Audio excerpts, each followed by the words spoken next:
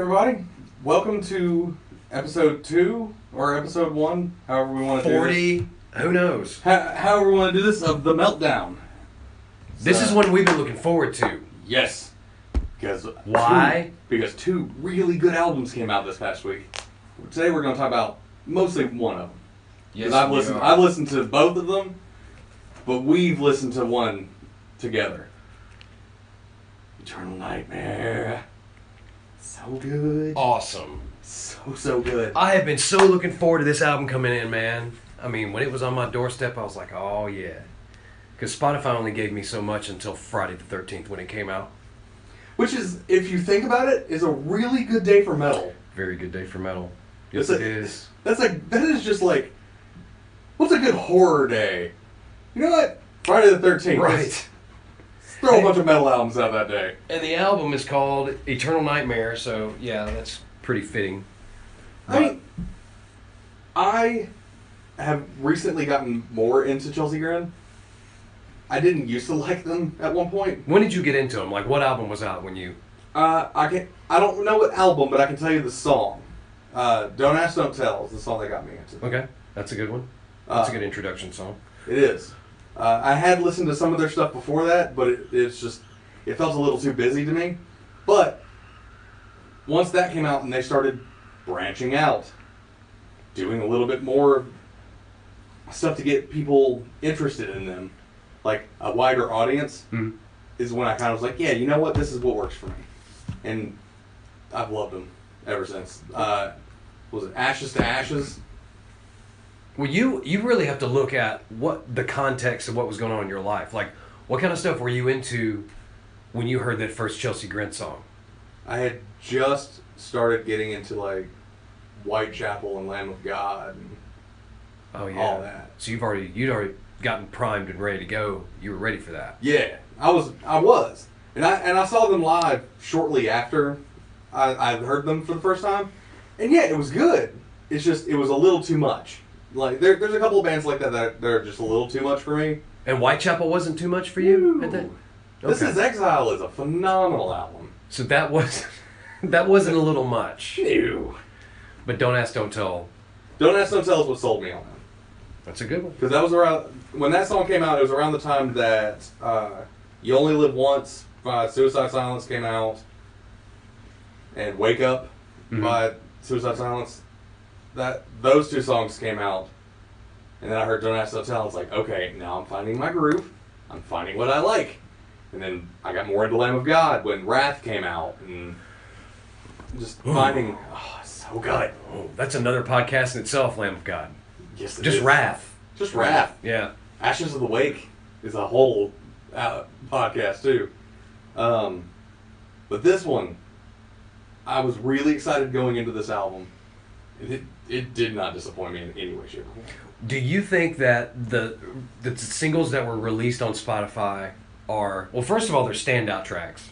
We're going to get into that in a second. But do you think those were the best ones to release on Spotify to get people, wet their whistle, get ready for the actual album? You mean like Hostage and Dead Rose? Mm-hmm. Yes. Well, there's a reason Dead Rose starts the album. I think they're telling a story. You think so? I think so. Because Dead Rose, if you watch the video, is a dude has kidnapped a bunch of people and is draining their blood into bottles. And then the second song that we got was Hostage. Shortly after that, and it's just both of them were killer. Have you done any research on this? Like, as far as, like, has the band said, because I haven't, has the band said anything about this being a concept album? I don't think it is a concept album, because concept albums are incredibly rare in metal. Especially now.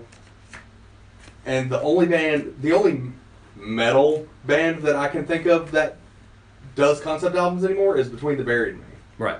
And Devil Wears Prada does too, but they actually go with a theme more than a concept. Right. Is there a difference, in your opinion? Yes. Zombie was a concept album. Okay. Space was hey, this is kind of an idea that we had. Let's just run with it. And all of the songs are about like space and aliens, which I actually for a while, and it might be true, and I could be completely, absolutely wrong. I think Space is a sequel to Zombie, because the last song on Zombie, Survivor, starts with the line, I'm one of the last two standing. And in Alien, there's a line in one of the songs, there was one survivor. It's just one survivor without anyone. Right. Which made me think it was a sequel, but... I don't know, it very well could have been. It very well could have been. If But you haven't listened to those albums all the way through, sit down and listen to them one day. So, there's the possibility that they could have been a sequel, and more like an esoteric sort of approach. Like, they don't really tell anybody, you just have to kind of figure it out for yourself. What I think, sort of thing. just from listening to it, and as many times as I've listened to them, I think what it is that while the zombie apocalypse is happening, there's people on a space station that have encountered alien life and don't know about the zombie outbreak. And by the time they make it back to Earth, there's only one person left. You get really deep into this stuff, I do. Between the Buried and Me did a really good job with their last concept album, Become Eclectic. That one is a concept album.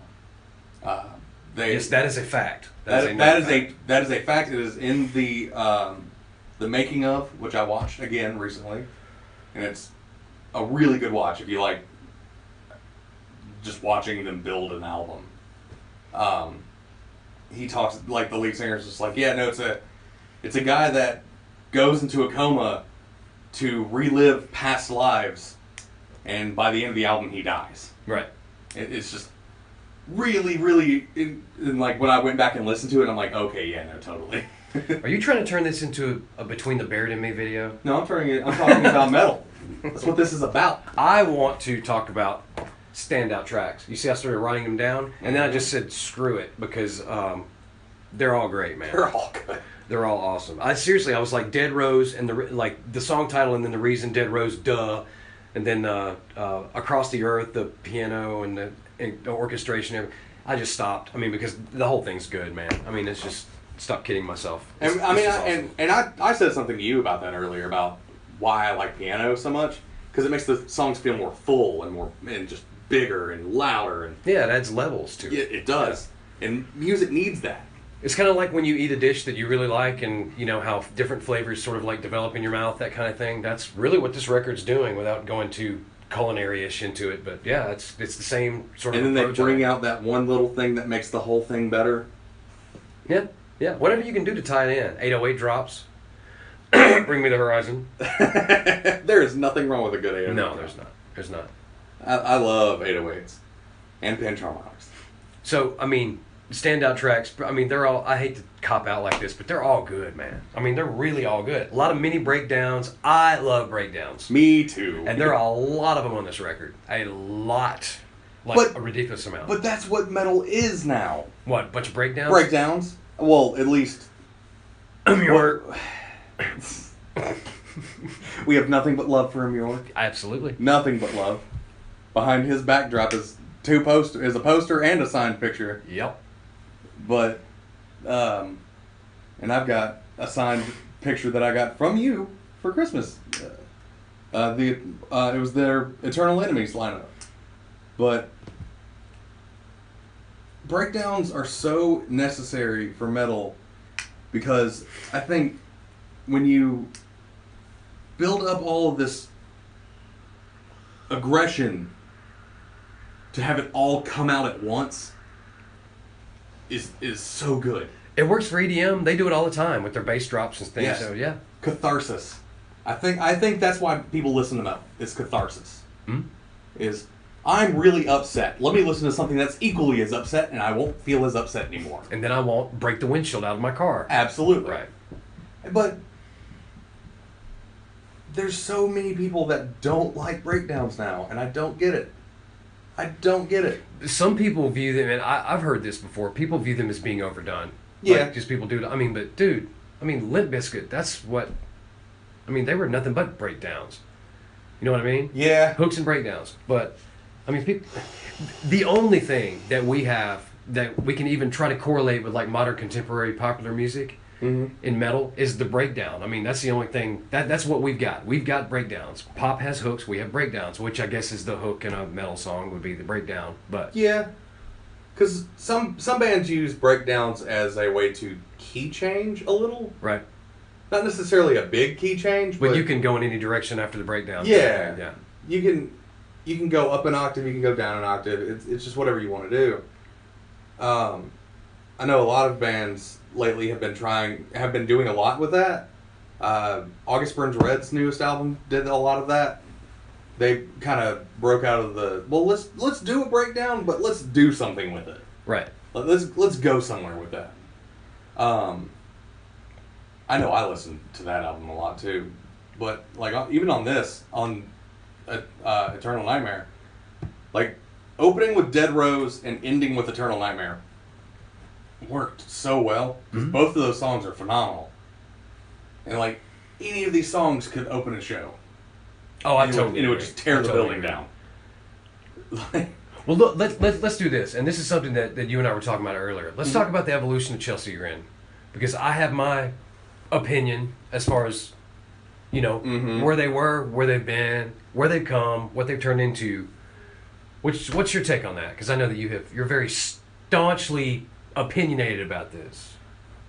Because I was 16, 17, 18 as I was getting into metal. A buddy of mine introduced me to Job for a Cowboy, and then it was over from there. What a great band to be introduced to metal. Entombment. Entombment of the Machine was the first song I Out ever of all heard. the bands, man, Job for a Cowboy. That band would turn a lot of people off, though. I mean, just 'cause they were one of the first metal bands I ever saw live. Metal. I've never seen that. I've seen a lot of rock bands, not metal. Chelsea Grin, to me, started way more grindcore. Like really, like let's just make some fucking noise. Just malicious grind. Yeah, they were big time on that. It is one of the few metal bands that I can agree with people in. It's just like it just sounds like noise. That's what early Chelsea Grin sounds like to me. Yeah, it was noisy. Then they evolved a little bit, and 2008, 2009, Don't Ask, Don't Tell, and that kind of stuff came out. And I listened to it, and I'll tell you the truth. The reason I listened to it is because a buddy of mine went on Facebook to rant about how garbage it was and how much of a sellout the band was. And you're like, oh, I gotta I'm hear like, this. okay, I have to see what he's complaining about so I can give an outside view of it. Someone that's not as invested in it. Right. And loved it. I'm like, I don't know what you're complaining about, dude. This is awesome. Did you love it because your buddy said it was horrible? And you wanted to sort of like buck the system kind of thing? Or you really, really liked it? I actually really enjoy it because there's clean vocals in it. Right.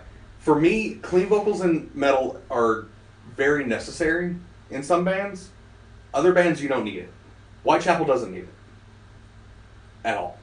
Because they're just the right amount of noisy. See, this is our dichotomy though, because I don't think they belong at all. But and you feel like that. Oh, you don't like clean I don't think clean. Well, I mean, when you're talking about like metalcore, I don't think clean vocals. I think there's no place for them. But some bands do it and they pull it off really well. To me, it turns me off. It's like I can listen to a song and it's a 5-minute song. I'm 3 minutes into it and I hear clean vocals. I'll probably turn it off. I want to give it a chance. I'm very close-minded that way. The thing that got me the most into that was Miss May-I. Because Forgive and Forget is the best example. But see, that's a good example of a band that does it well. They do it incredibly. They don't overdo it. It's tasteful, Yeah. When I heard Don't Ask, Don't Tell, I was just like, this is really good. I'm going to give them more of a shot. I listened to that whole album. I listened to... I can't remember the name of the album that came out after that. I'm trying to remember. Google it, son. I am. I'm actually going to bring up their page real quick. Why can't I do it? Just don't look on Wikipedia. Oh, there it It'll is. probably be incorrect. Oh, I'm not. I'm actually looking on Spotify. Oh wow, so they didn't even start until I was 19. So that actually is about right. When their first album was Desolation of Eden, that's the one I couldn't really get into. Yeah, that one was a little tough. I actually heard, what was it? What was the album? My Damnation was after that. And then they didn't do shit for 3 years. I heard another Chelsea Grin album, and I can't remember the name of it, but I went back and listened to Desolation of Eden, and I didn't really care for it. Ashes to Ashes was 2014, and Self-Inflicted was their last one before this. Right. Self-Inflicted I listened to about 4,000 times. It's pretty good. Yeah, it's really good. But the thing about this album is Self-Inflicted was really good. I didn't expect them to be able to like come back with another record and just be like, okay, this is going to be great, just like Self-Inflicted was. It's better.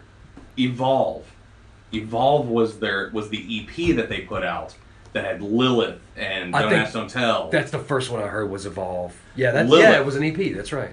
Lilith came out, and I listened to Lilith. That was the song that my buddy was complaining about.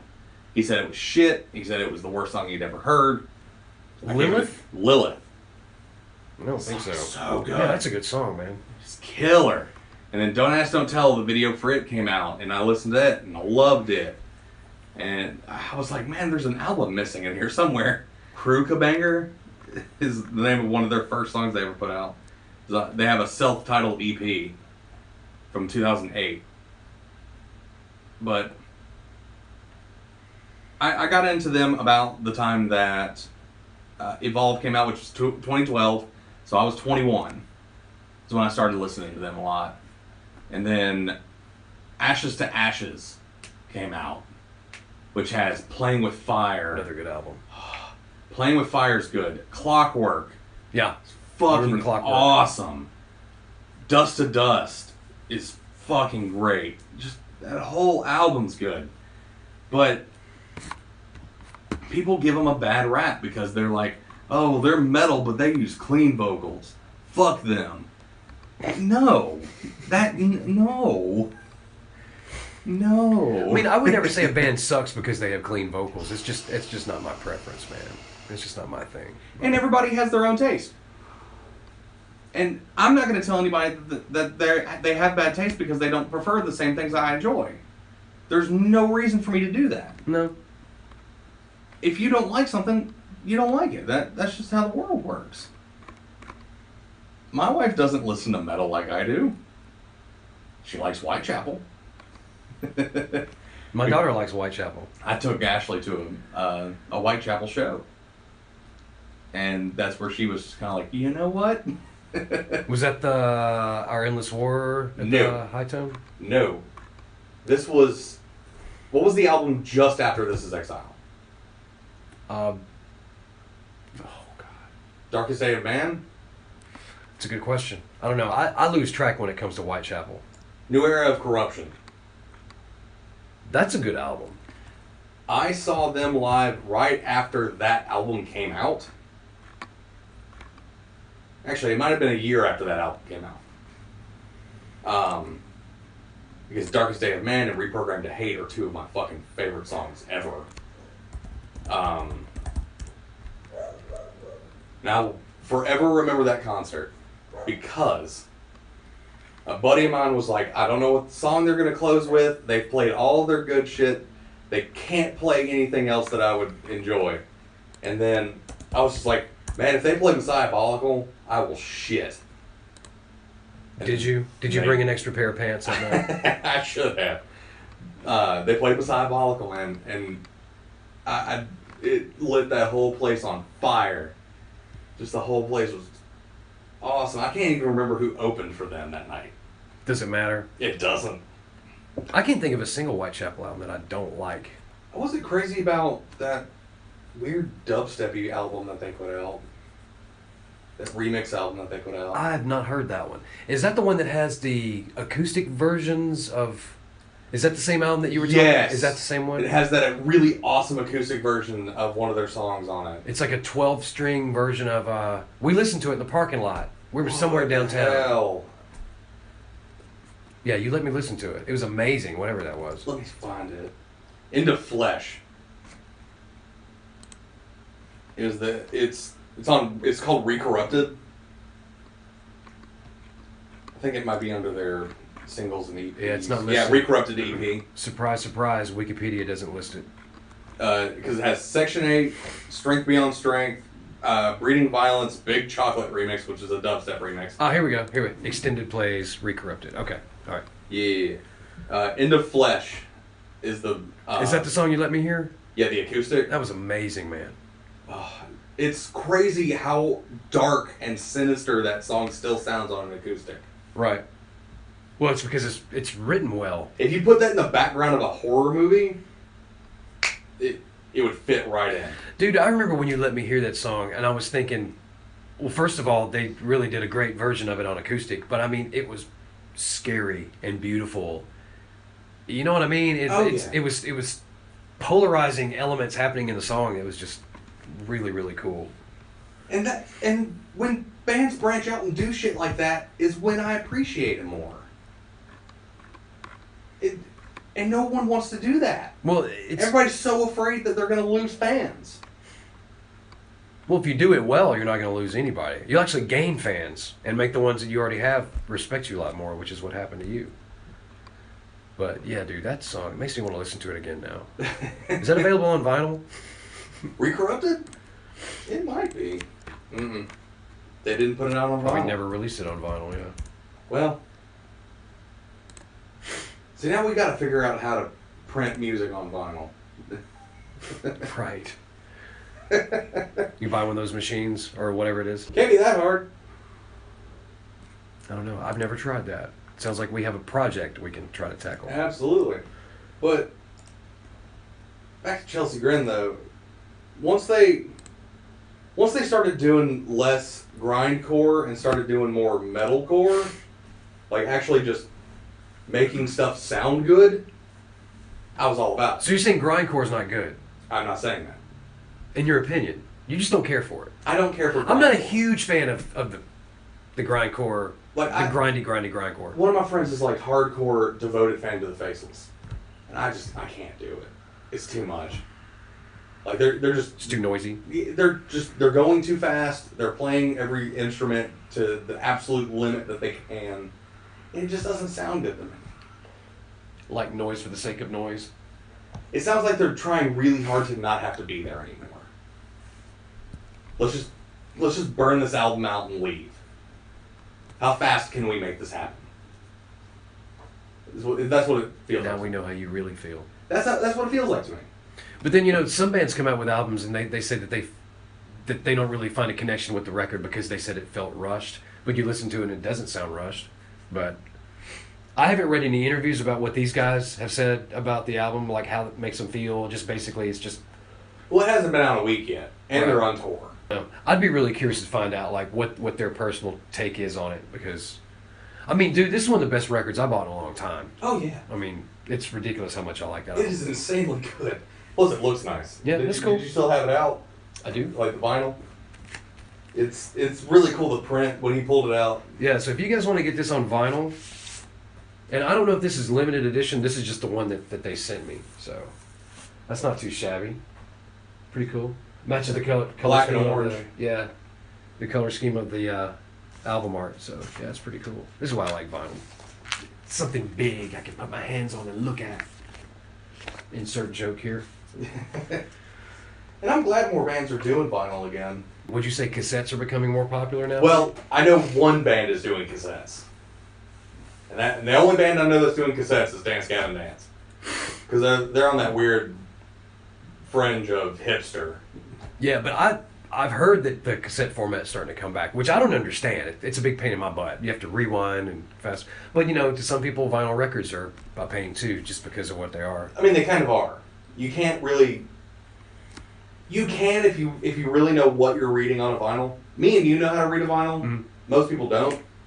It's where's the break in the song where you can put the needle down and that's the song I wanted to listen to? It's the space thing that doesn't have a groove on it. You would think. I like it. I love it. Because you've got big artwork, and it's just cool, man. You get to touch something. I mean, digital's great because you can access the file quickly and all that stuff, but it's just something about a vinyl, man. Someone said online recently, and I may have touched on this before, but MP3 was the death of CD. Mm-hmm. And I don't agree with that. No? How often do you listen to CDs, though, now? If my CD player in my car works, I would use it all the time. I would listen to it all the time. Instead of using my phone? Yeah. Because there's days that I just want to listen to a CD. Like from beginning to end kind of thing?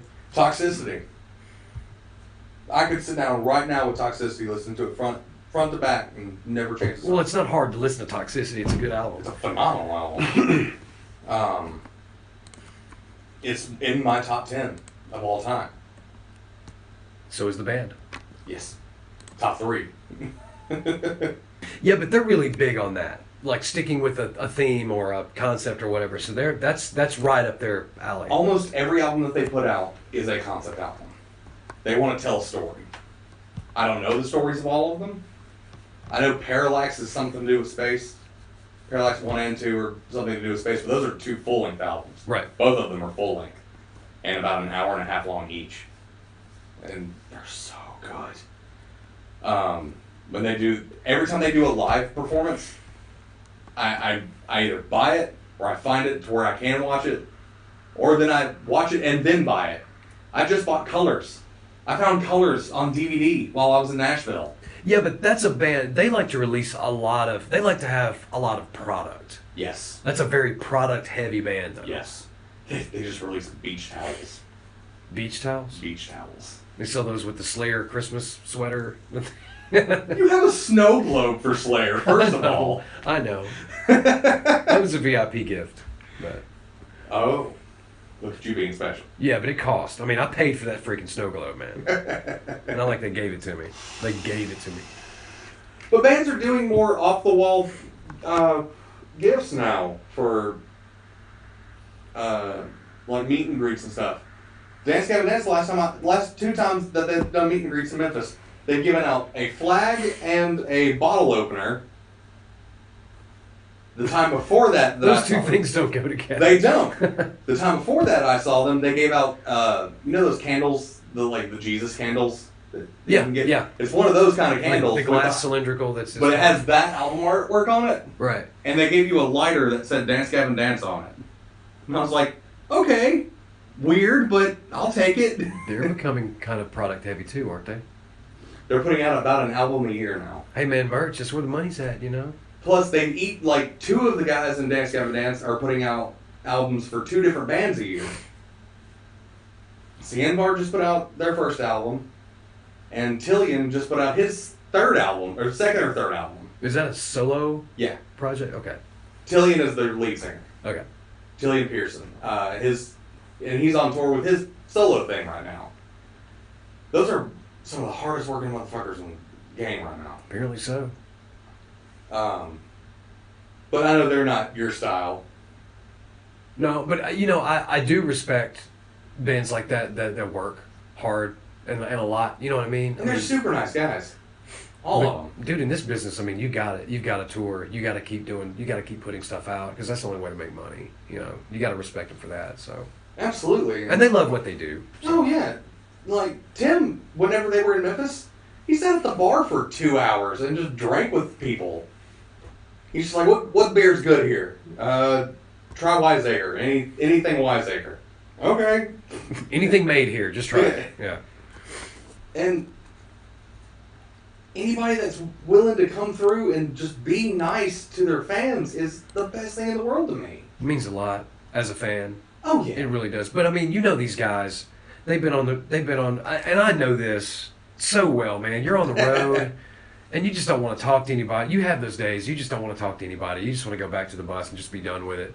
But the fact that they take time out of their day, you know, to stop and talk to you, that really means a lot. It does. It does, man. And I wish more, I'm going to use a broad statement, celebrities. Not just necessarily musicians, but just anybody that has any kind of following would be more that way. And it's just not that way. That's how Seven Dust, I mean, got such a loyal fan base because they hung out with everybody, every town, every time, every album. You could always hang out with Seven Dust. Yeah. I mean, they were, you know, they weren't they weren't higher above you, than you know what I mean. They didn't really put themselves on an echelon higher than their fans. That's why they're Well, the same show that I saw Dance Gavin Dance at, Era was there, and their drummer and lead singer were just hanging out at the back of the crowd, just chilling until it was their turn to go on stage. Was that the Growlers. Okay. Not That the was- one we saw at the Daisy because we didn't New. see them. We saw Era, but we didn't see. No, Dance but Gavin we Dance. didn't hang out with them. No, we didn't. I never heard Era Before that show, Never heard them. they're pretty good. I was very impressed. Board of Osiris blew the fucking doors yeah, off. they were great. They were great. Another band. It's can't wait for their next one to come out. That's gonna be cool. But all right, well, the Meltdown. We will try and get more of these out as often as we can. And if y'all want to hear us talk about anything, leave a comment. Leave us a suggestion. We have a Facebook page. I'm going to start us a Twitter. Okay. Instagram might take us a little while. We'll probably use that for concerts. Yeah, but and what stuff. would we post on Instagram? Pictures of us? Concerts. Concerts. Yeah, makes sense. Yeah. If they ever come through town. Yeah. Yeah. But we'll make some stuff happen. So make sure you come back and join us. Peace. Peace.